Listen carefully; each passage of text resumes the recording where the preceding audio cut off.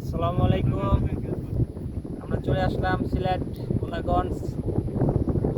সিলেট আসছি আগেও 4 বার, নিয়ে মোট 5 বার হলো সিলেট। আসলে এখানে আসার উদ্দেশ্য হচ্ছে সিলেট গোলাগঞ্জের সাদা পাথর, যেটাকে বলে সাদা পাথর, আদা দেখা দাও। ওইখানে যেতে হবে। তো আমরা যেখানে আছি এখান দিয়ে মূলত আপনার ট্রলার দিয়ে ওই যে টলার। নিয়ে যাবো। ওই পাশে ট্রলার আছে, আর পিছনে খুব সুন্দর ভিউ। এটা আসলে মোবাইলে কতটুকু বোঝা যায় আমি জানি না, সরাসরি নিজ চোখে না দেখলে বিশ্বাস করা যাবে না। অসাধারণ। এত সুন্দর ভিউ, আসলে পাহাড়গুলো সবুজ মিশে গেছে আকাশের সাথে, এখন মনে হচ্ছে। তো দেশকে ভ্রমণ করুন, দেশকে ভালোবাসুন। দেশকে ভালোবাসতে গেলে অবশ্যই বেশি বেশি ভ্রমণ করতে হবে।